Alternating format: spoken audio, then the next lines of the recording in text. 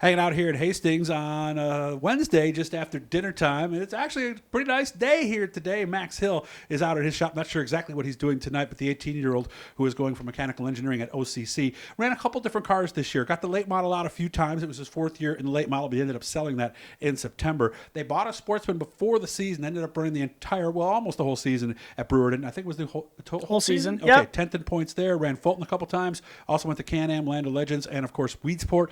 Max Hill joining us now after his first full season in Sportsman. So how we doing, man? Oh, I'm doing real good. How about yourself? Not bad. So how was it? This is a season review, so we have a shortened format from what we used to do before. How was it? How was the season? It was a great season. We really learned a lot trying to run two completely different cars. Run the Sportsman on Friday and the late model on Saturday. It was a little more challenging than I expected, but we did our best and supported the late model class as much as we could, and learned a lot with two different cars, and now we're just down to running the Sportsman. And it was a good year, though. First career win at Brewerton with the Sportsman, so that was exciting. And, overall, it was a good season for sure. Was it graduation night or something like that? It was the 11th of June, so it was right before graduation. Right before graduation. Yeah. Yeah, I remember that. I remember that date for the rest of his life. Pretty much. Right there. So yeah. I think the next question that might be a little you might have already answered it. Best night of the year, was it that win at Brewerton without a doubt? Yeah, I'd say so. That night and then the last points night at Brewerton, I had a good battle with Zach Spaka for the lead, and he ended up getting it. But the win was great, but then that night was also good to show I could, back it up again and still run up front. There are drivers who win, and then you never see them in the top five rest of the year. It happens, yeah. Well, where did you start in the win? I started outside pole, so okay. It was a little easier. But they started 31 cars that day, so there was really there wasn't much room for error, and it was a good race. And there was a lot of lap traffic too, so I really had to earn it. How about the one with Zach? Where did you start on that one? That one I started, I want to say 6th, and was actually able to get up to the lead by lap 5 or so, and led probably half of it, and he caught me, and then we had a little bit of a battle, but it was championship night, and he had a good run going, so there wasn't much touching him, but it was a good race, so I was happy. Year, so for sure, to be right there with him. Yeah, it made me feel pretty good. Yeah, as a first full season Sportsman guy. Yeah, for sure. To be right there competing with all the big names. Yeah, I can't complain at all with that. Okay, worst night of the year. What was that, and what happened? Oh boy. Late model. My last late model race of the year at Fulton. We were struggling keeping that car going, but we were just doing what we could to make it, and got third in the heat race, redrew second, led like almost half the race, and I had about a straightaway of a lead, and the motor blew up.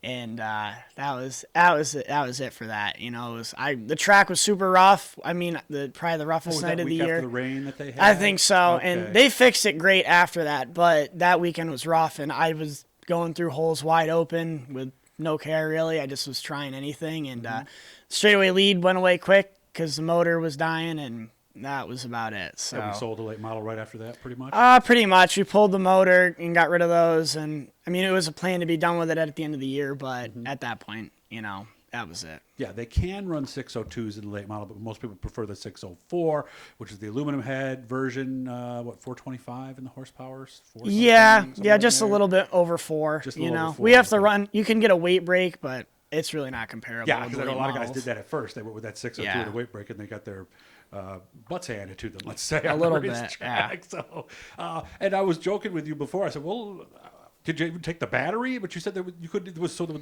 late model went. There was nothing you could save for the Sportsman. Pretty much not. I mean, everything set up on these cars is so standard, and there just really wasn't much to save. I could have saved the seat, but the car I got came with a pretty good seat too, so I wasn't too worried about it. Yeah, probably a real pain to get that seat in and out, right? It's not too bad with the late model. Worse on the modified. I don't know. They're about the same. I mean, it's not easy, right? Yeah, they're not really an easy task. Late model was okay because you're on the left side of the car, but it was all right. It went to a good owner. So okay. So what are we thinking about now then, as we sit here with the car in some stage of disassembly here? And I'm going to pan around while he's answering here so you guys can see it.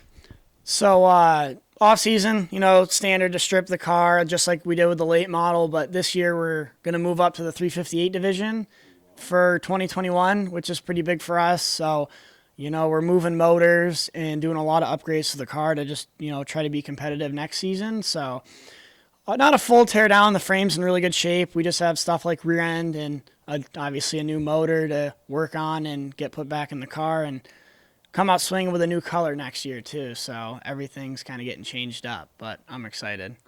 Yeah, and what he means too, I gotta grab the mic here so I can actually.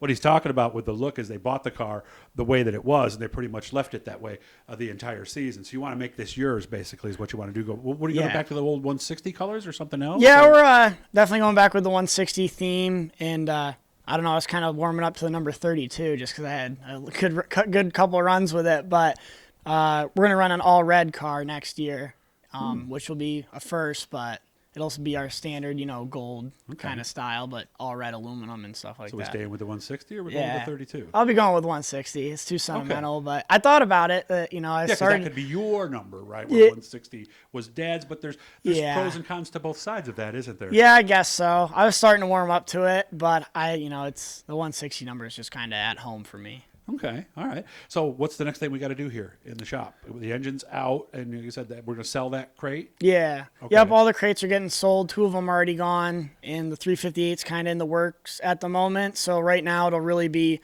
rear end and, coils in the rear, just working on. You were only coils on one side. Yeah, last year, right? yeah, we were running I didn't know that was a thing. Yeah, some people have tried it. The car came with a left side torsion bar, right side coil, and it's weird, but I love it. Like, I thought it was great. I only ever had to tweak it, slightly, but mainly just setup and body, components are the big thing moving forward before the motor's done. Okay, and you're not the only guy who got out of late models this year. Dale Caswell too. You got to be sad about that because I know you and your dad. You just love those cars. Yeah, it was sad to see him go. It was a really great class, and I wish it was bigger than it was. I mean, it's a shame, and we did our best. It's just we're Northeast guys, and you race Northeast modifieds, and I love them. They're great cars. I think they're equally as good cars. They're just different.